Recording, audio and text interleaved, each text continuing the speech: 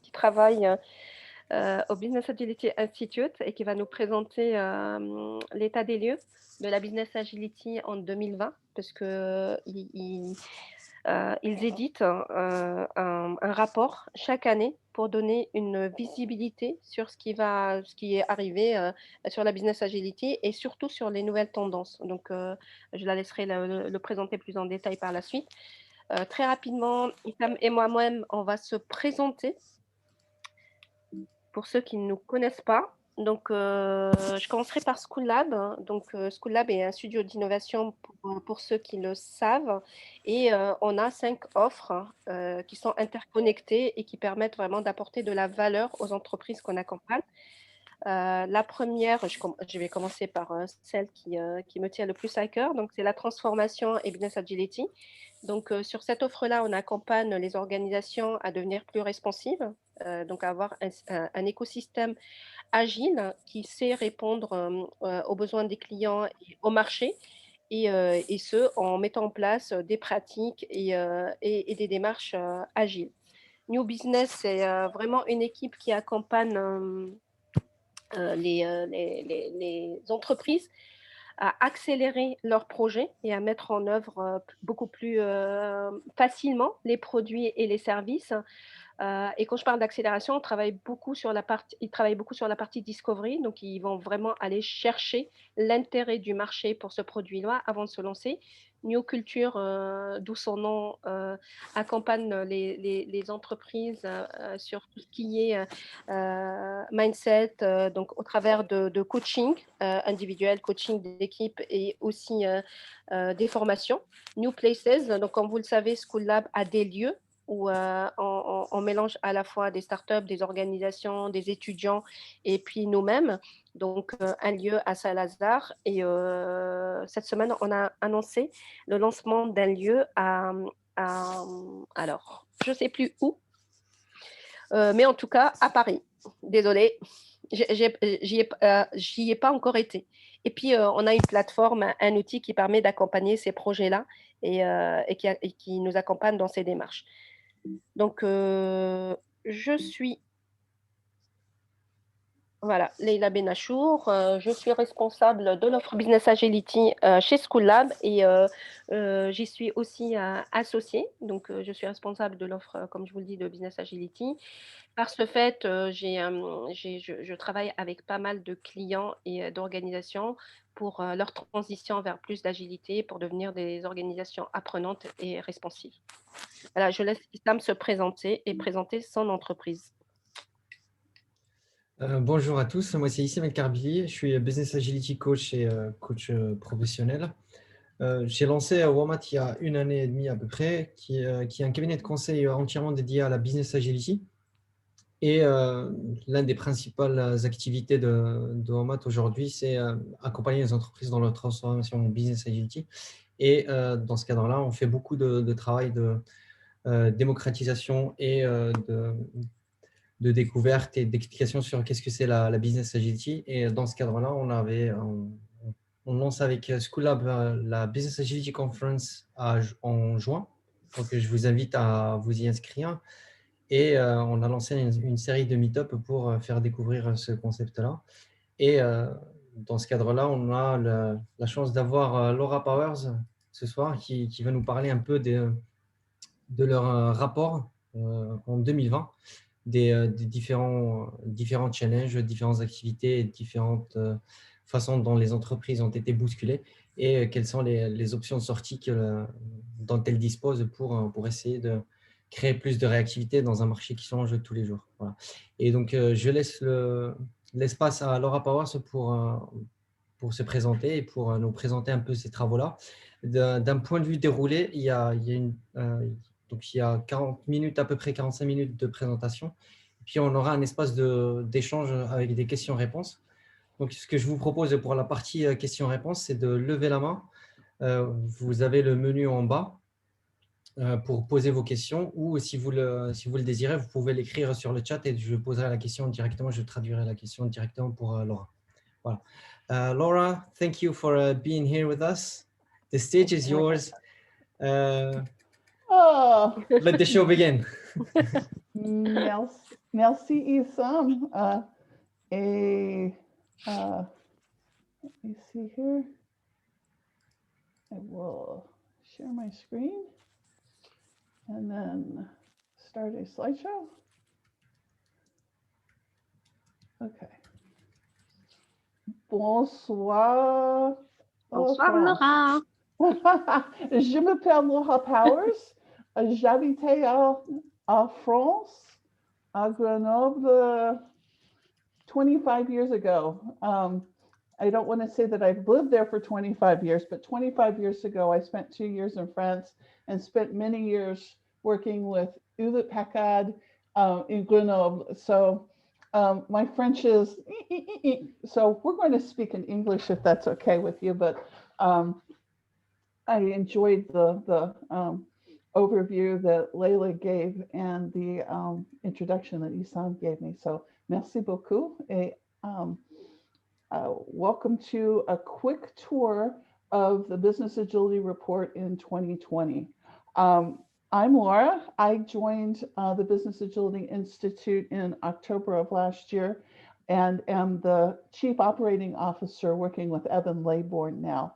And I was brought in to help the Business Agility Institute grow and scale and help increase the impact of business agility in the world of business. So I think there's many things that have happened in the last year or two that are setting the stage for much opportunity for us to help reinvent the world of work. So I'm very happy to join you tonight to share some ahas and some ideas from the report from last year.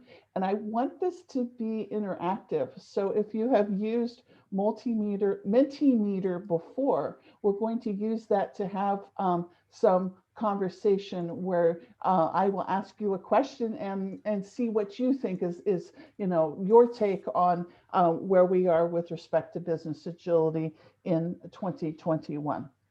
So let's get started here. So one of the things that Evan and I have worked on is just trying to define what is the Business Agility Institute. And this is our first draft at just saying who we are. And we're a professional organization. So we exist to bring professionals together like tonight to help drive large-scale change in the world of work. So we're not looking to make little incremental improvements. We're looking to make big changes through research, education or informing, connecting, and celebrating individuals and organizations that are looking to thrive in the midst of all of the change and disruption that is happening in the world of business around us. So this is kind of our definition of who we are and our place in the world. And more precisely, the Business Agility Institute is a network of people and organizations and companies. The Institute itself has 4 employees. Evan, I know you guys know and love him. Ahmed Siki is the co-founder. Brittany is the head of marketing. And I joined as grand employee number 4. But even more important is the network of people who we work with. We launched a journal last year, and it was really interesting to learn that there are over 280 volunteers who work with the Institute to help us to advance business agility in the world. Some of them do research, some of them are in the community, helping to build chapters, meetups like tonight, just a huge network of people literally around the world. We have member companies who are on the journey towards greater business agility, companies who enable that.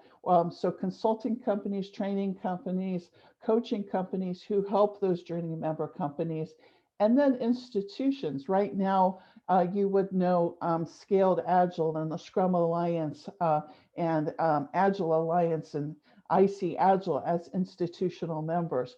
We will see more institutional members in the future as we look to increase the research that we do and the collaboration that we do with other organizations and universities. So by the numbers, BAI is about 2,200 people in 94 countries around the world. We've sponsored 19 major events, published 240 articles, guidance, research papers, and have 153 videos in our library. So for an organization that's relatively young, we've done a lot of work. And it's all in the name of business agility. And this is, so it's interesting. When I first started, Evan said, one of the first things we need you to do is help us define business agility. And I said, you guys have been doing this for 3 years. Don't you have a definition? And he said, every person seems to have their own definition. And so then Google has no idea of what to serve up as the definition. So we're looking to have a definition that we start to standardize on. And this is our current draft. So business agility is a set of organizational capabilities, behaviors, and ways of working that helps a business have the freedom and flexibility to achieve its purpose. And for some companies, that purpose will be to serve their customer in a huge way, to change the world, to do something really big. Other companies, their purpose right now is still focused on shareholders and shareholder value. So whatever a company's purpose is, we're looking to help them achieve that with more flexibility and more freedom. And here's the thing that makes the difference, no matter what the future brings. So there's a lot of change in the world. There's a lot of uncertainty in the world. 2020 was, the pandemic changed everything for many businesses. And we want businesses to learn how to thrive in the face of uncertainty and change. So let's talk about that report. So the 2020 Business Agility Report came out in August of last year, and it opened with the sentence that the world is changing faster than ever. And that almost seems like it's not big enough. The world changed in ways that we could have never anticipated, and showed us things that opportunities and problems that we may have not been able to address for a long, long time without the pandemic and the things that happened related to that. So this report covered 359 organizations, and it looked at companies that ranged from 4 employees to 400,000 employees. That's a big range. And what we're seeing now for the first time is more of the really large organizations starting to take part in this survey. If you go back to previous years, what you will see is even more weighting towards small companies for whom, business agility is an easier goal to achieve. The survey covered 28 industries, 53 companies or countries, and everyone had a stated goal of improving agility. So let's dig into what some of the highlights of this report. And in the time that we have today, I cannot go over all of the results. So I will make sure that Layla has a link to the report, and I would encourage you to take a look at it and read it in more detail and see what pieces of information resonate with you and can help you with respect to your position. I particularly love this report because it's not something that is, Laura created it or Layla created or something like that. It is a third-party independent survey of a worldwide group of practitioners. And so it should give credibility to much of what you're looking to accomplish in the world of business agility. So this is kind of an overview slide that says, where are the maturity levels? And you may be familiar with, there's 5 levels of maturity in this model, and you can see it just below the report. And it's basically just getting started, crawling, walking, running, and flying. So the concept is as you move from the red through the yellow towards the blue, your organization is becoming more and more mature and capable with respect to business agility. And when we first started this report, it was in the red orange level. We're now solidly worldwide at a maturity level of 4.8, which means that many companies are becoming comfortable with the basics of business agility. However, they still see a lot of need for growth and evolution as they strive towards the running and flying levels of capability. The other thing you'll notice is it's pretty similar across the world, from North America to Asia to Africa, Europe. It's all about 4.8, 4.9 on the scale. So we're seeing, I think, the true global nature of business today, in that you can only be as agile as the least agile part of your team. And because we have global teams, we need to help everyone around the world become more agile. So I would love to get your opinion in terms of business agility. What are the top organizational benefits of business agility? I'm guessing you've probably used this tool before, but if you go to www.menti.com and use the code 28 89 85, you will be able to participate in this survey with us. And I am going to go there. And what we're going to build is basically a word cloud of what do you see right now in your work? What are the top benefits to your organization of business agility? And if if you're having issues accessing this, I always wonder, because there's a little bit of a lag of whether things are working or not. So the code is 28 89 85. If I can't count in French, I'm really in big trouble. I'm looking forward to us being able to travel again, because my husband and I had agreed that it was time to come back and spend some time in France together. So what are we seeing here? We're seeing speed, flexibility, time to market, the ability to react. Things are simpler, the ability to innovate, improvement. Flexibility looks like it's a very popular one. Time to value is great. I am impressed that all of these answers are in English, or they're French that we share with you. Customer obsession, I love it.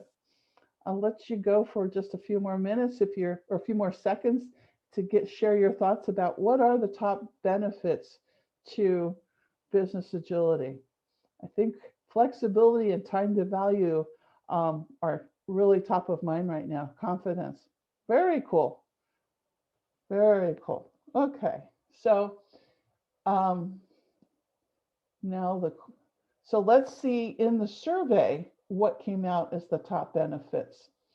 So in this survey, there is a bar chart that captures, I think it's 10 or so of the top benefits that were listed by the participants. And also in the report, then it gets organized into these 4 categories. So the top benefits that were cited in the business agility report were speed to market and customer satisfaction. So for those of us who are working with the business people in a company, and they want to know what's the impact to the bottom line of business agility, it's that you can get your products to market faster. And through that customer obsession we were talking about, your customers are going to feel more connected to you and be more satisfied with what you're creating. Now, kind of a surprise in this report was we got an opportunity to get some data related to COVID-19.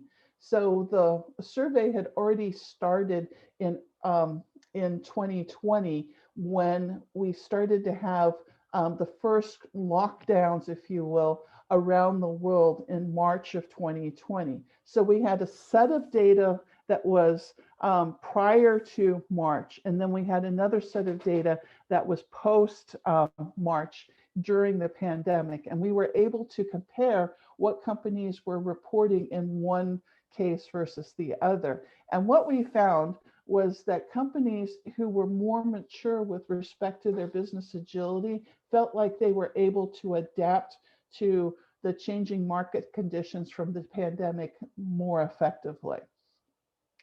If you attended the Emerging from Crisis conference that we did online last summer, you would have heard stories of Buurtzorg and the nurses there who work as independent teams spread across the Netherlands, and how quickly they were able to adapt and to customize what each team did based on how the pandemic was affecting Amsterdam versus the more rural areas in the Netherlands. The third kind of benefits has to do with the organization itself. You see greater collaboration and communication through business agility and better ways of working. And of course, we know that those items connect back to the commercial benefits, because when you have collaboration and communication, you're going to get products developed more quickly that fit better with the customer. I was coaching a medical device company in California when the pandemic hit last year. And they had literally just started 3 months earlier on their business agility journey. So they were still brand new, but just in the amount of time that we had done some training, started some coaching, and now everybody had to go and work from home and communicate and collaborate via Zoom and Mural. They were able to keep to the schedule of what they needed to do to ship their next product, which was good news because it was something that benefited hospitals with respect to treating COVID. Now, the third category of benefits has to do with the workforce itself. So as an employee, we find that employees are more motivated and more satisfied with their jobs. And that could sound like that's something that doesn't relate to what an executive would care about, except employee engagement continues to be one of the top of mind concerns of CEOs around the world. There's a study published in the US studying American workers, and they said that the cost of disengaged employees is about $500 billion a year of lost productivity, and that's only in the US. And there's similar reports that look at Europe, at the UK, and say, we are losing so much money when our workforce is not actively inspired and engaged in what we're doing. And business agility, through the transparency in how we work, helps that to work more effectively. So those are some of the benefits that we saw. Some things moved around a little bit. And of course, COVID-19 was something that wasn't on the radar in the 2019 report. So now let's talk about the challenges of business agility. So if you go back to Menti, and when I advance this, now you should be able to share, what do you see right now as the top challenges to a business who is adopting business agility or who is on that journey? What are the things right now that are the major obstacles, the impediments to greater business agility in your part of the world? Leaders, existing processes. Yes. What else? Existing processes makes me laugh. There's a great Gary Hamel quote that says that you've built your business on 19th century processes using 20th century practices. And basically, you have just layered on new ways of thinking on top of old ways of working, and that doesn't work. Alignment across silos. Oh, that's a big one. What other challenges do we have? I'm surprised that okay, I was going to say I'm surprised that that's the only challenges that we have.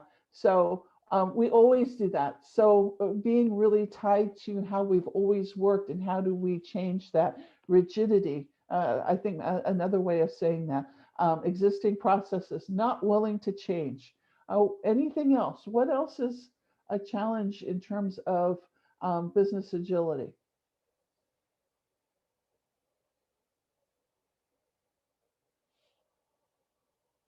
Going once, going twice. Teaming. So how do we get teams together and how do we get groups to work together? That's a great one. Creating confidence. I think I've worked in industry now for more than 25 years, and what I'm seeing is people are just tired, especially in the last year, of the amount of energy that it takes to work from home and work remotely. And so when we talk about doing something new in a new way, it's really hard to get excited sometimes about it. And that's part of the challenge. Visions on the list. Human resources, that's an interesting one. Flexibility, great. Better organization, not willing to change. Empowerment or the lack thereof. Yeah, so we've got a fair number of challenges to grapple with. And so let's take a look at the top challenges that came out in the report. And this is the top, I think, 10 or so in the order. And so the top identified issue is the leadership style.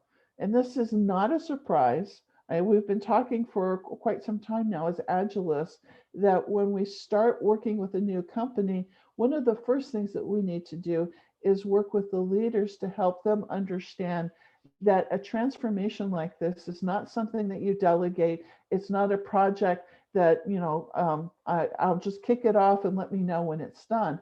It is a fundamentally different way of working for the individual contributors, for the middle management, and for the executives. And the way to get to those benefits that we're describing requires a new approach to leadership that is more participatory, more collaborative, more inclusive, and more like a coach rather than I'm the boss and I'm going to tell you how to work. Now, related to that is agile mindset as the second challenge. Silos is the third.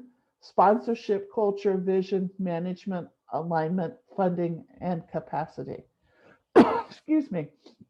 So one of the things that's interesting to me about this is if you look at this and you say, are there some groupings here?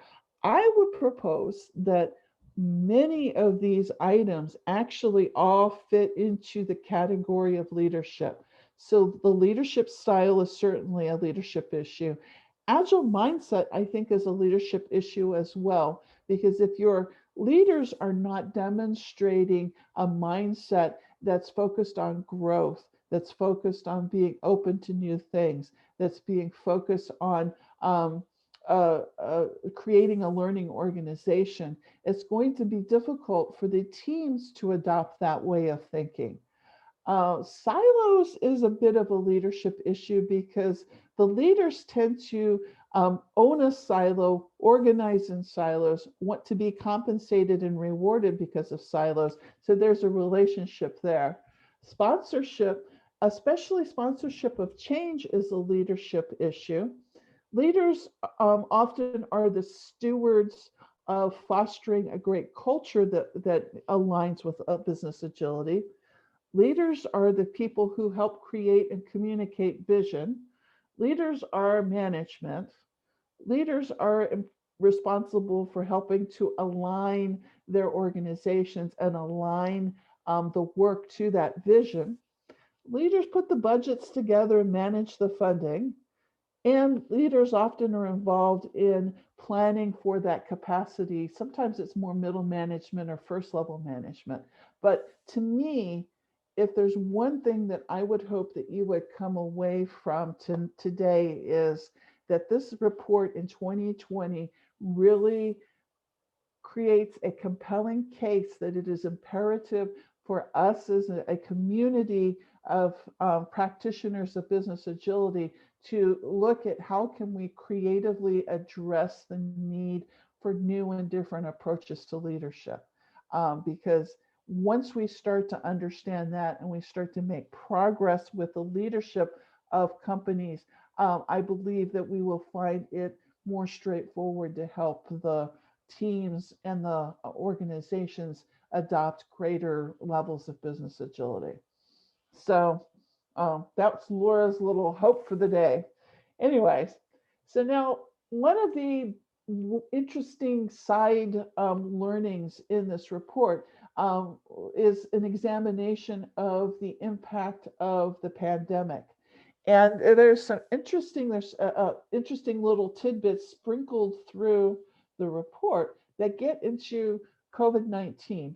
And one of the really interesting things is, for whatever reason, if you look at the Asian area from a geographic perspective, post-pandemic, so after the lockdown, Asia reported 25% more maturity with respect to business agility than they had prior to the pandemic.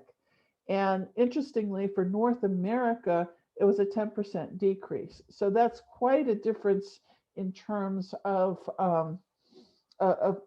business agility maturity.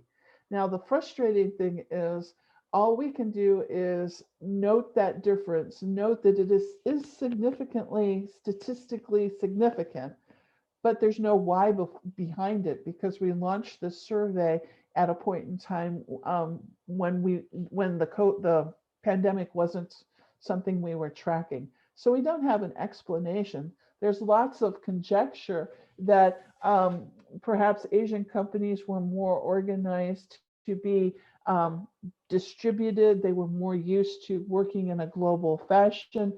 I don't know, but I think it's something that bears watching.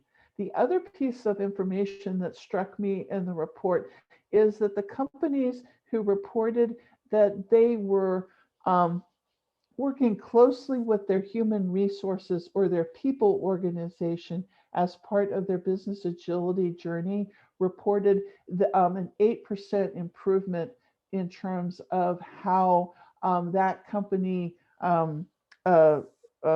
survived the pandemic versus organizations who had not yet engaged with human resources or HR in their business agility journey. That one makes sense to me, because I know from friends of mine who work in HR that as soon as we started with work from home, new different kinds of working policies, things like that, there was a lot of need for HR to be helping to craft those policies and to make sure that they would work. And if it's someone who understands business agility who's doing that, it's a good thing. Another thing that I think that you will find interesting is there are some key indicators that help to predict if an organization will be more successful on their business agility journey. So the companies who are starting to rate at that running and flying level have three things in common in general, three trends that we look for now. So one is a focus on relentless improvement. So if the company has a culture that is understanding of failure and sees failure in the context of experimentation and learning, that company will be more likely to be more successful with business agility.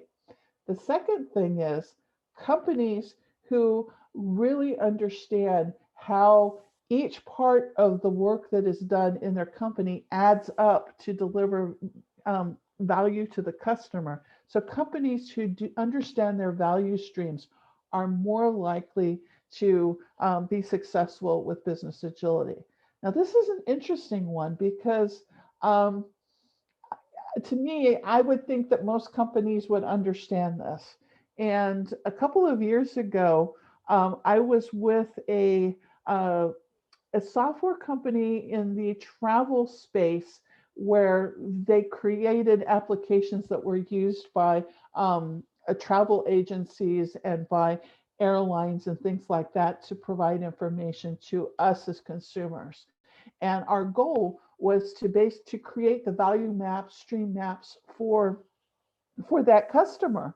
So we bring in the senior vice presidents and the vice presidents of all of the different parts of the company. And we think, oh, this is going to be something we should be able to do before lunch. So it'll take us a couple of hours and then we can have a conversation about how to make it better. Well, 2 days later, what we realized was there were many SVPs who were so focused on their own silo and not on the big picture that they had no idea of how all of the steps combine together to create value for the customer. So value streams are incredibly important and often overlooked, is what I'm learning in terms of companies really understanding how does value get into the hands of the customers. And then the last one, and I think a huge challenge for us, is funding models. So adaptive finance is a tough conversation to have with the company.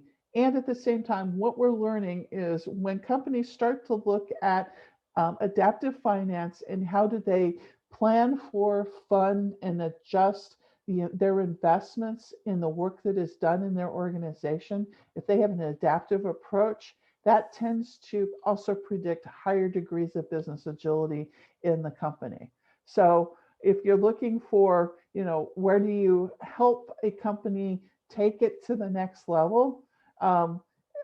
Ask yourself, how are they doing with respect to improving and learning? Do they understand truly how value flows to their customers?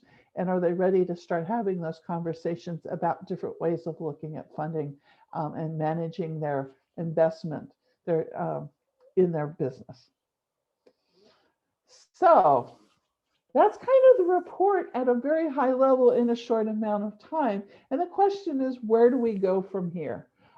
This was a picture that I drew as I was talking with Evan and trying to get my mind wrapped around where is BAI and where is it going? And it's a relatively new organization. It's only been around since 2017, launched originally mostly from an event conference perspective. And as with most organizations, COVID was an opportunity to inspect and adapt, shall we say. And what you'll see moving forward is more work with meetups and with chapters to have regional events and regional activities. We will focus more on the New York Global Conference. And what we'll be moving towards is other activities, other services to support companies on the journey towards business agility, and also to help companies who are helping to enable that journey for those companies. So we brought out the journal in the end of last year. And we've got some other things that we're planning to do in 2021. So that is not the right slide. Let's see if I got the right slide. Nope. So ignore that slide. So our approach to our planning for 2021 is kind of organizing itself now into something that looks like this slide here. So we exist to help inspire, educate, and connect people who are on the journey towards business agility, towards that excellence in business agility. And we do that through research and thought leadership. One of the things that you'll see more of is more intentional, focused work in research that should tie directly to business outcomes and information that businesses need to help guide them with respect to business agility. We are working on advocacy and standards. So when you come to New York in 2022 for the global conference, our intention is you will meet more and more people who are brand new to the world of business agility. So we are getting out to speak and to advocate for business agility in the greater world of business. We are dedicated to mentorship. So we're not a coaching company, we're not a training company, but we can help companies from a neutral third-party mentorship, helping to connect them to people who can help them on their journey. And finally, you will see us continuing to pay a lot of attention to our community, our network, and building that ecosystem, because business agility is a super complex the set of capabilities. And I believe that no one company can really help someone, a company adopt that. So we need an ecosystem of people and partners to help companies who are on the journey towards business agility. So one last Mentimeter. For greater business agility, what do we most need? So one more Mentimeter here, and we will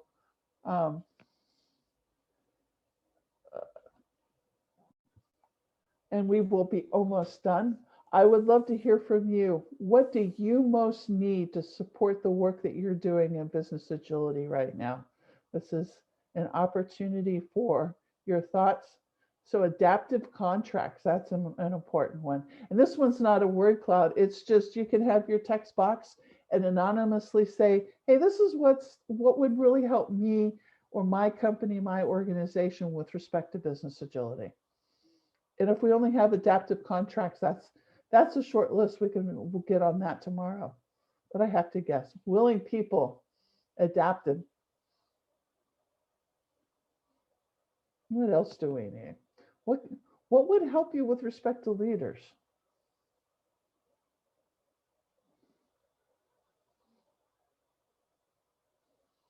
Safe environments.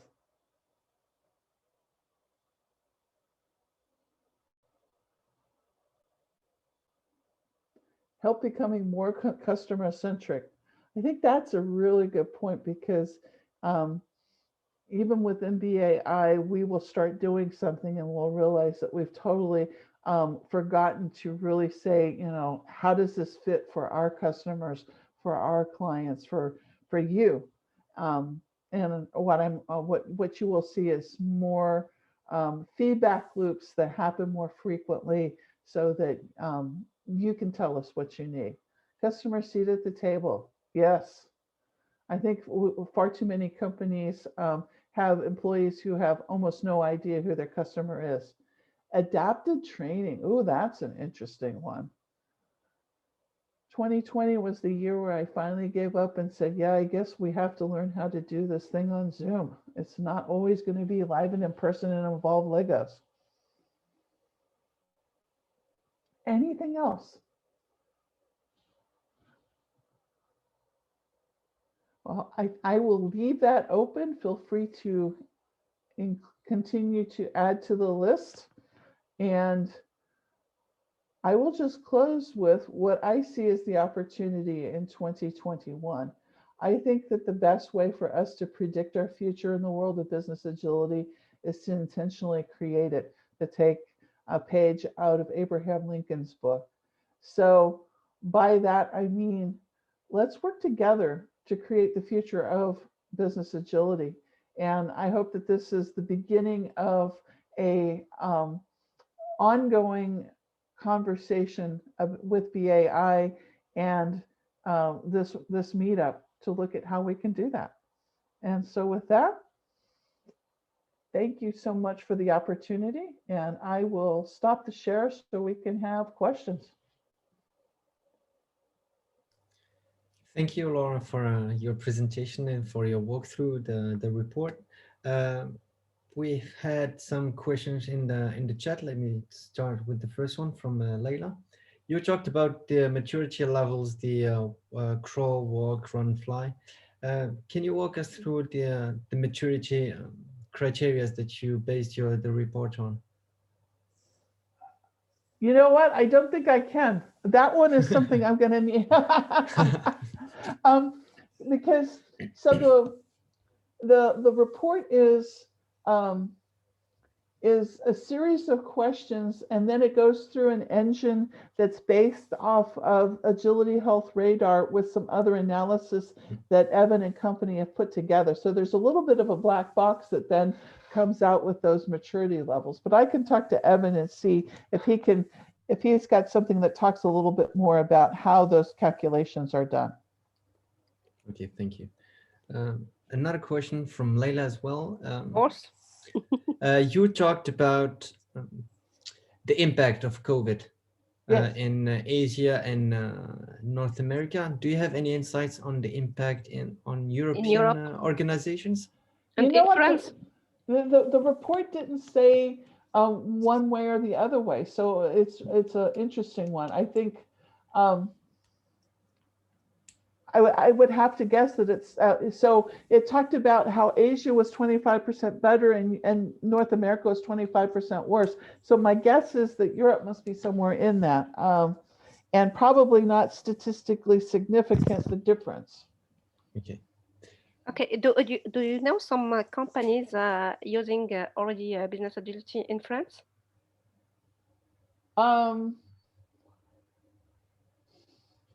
I have heard rumors, but no. How about you? Also no. I think so. I think that that's a place where we need to talk about the advocacy. So how do we help raise awareness amongst French companies of what is business agility, what are the benefits, and what are their options for getting started? And I think that we've talked a little bit with Jean-Yves and Jan about ideas that they have. And I think we could look at how do we help put together perhaps presentations and maybe make some co-presentations, or have you translated into French and you present, but how can we help just raise awareness? I agree. If anyone has any question, yeah, there is other ask. question. Yeah, there is some question from Lena and La Nandi.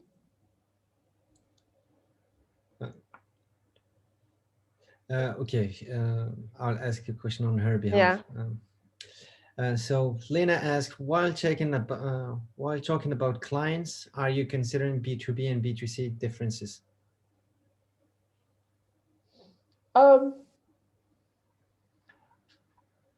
That tends to come out when you start talking about the customer obsession, because how you interact with and work with a consumer a consumer customer versus a business customer can be different, and at the same time, I'm just thinking through different clients that I've had.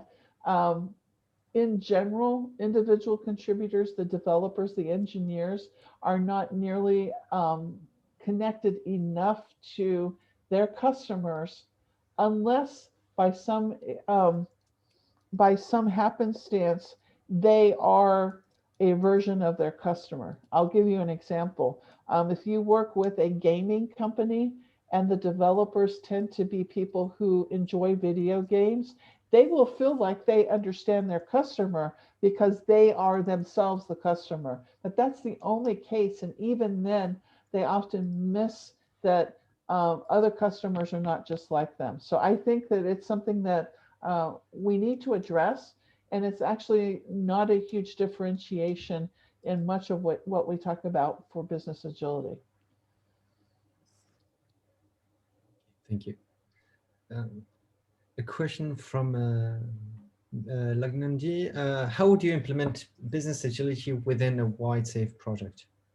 That is a great question. So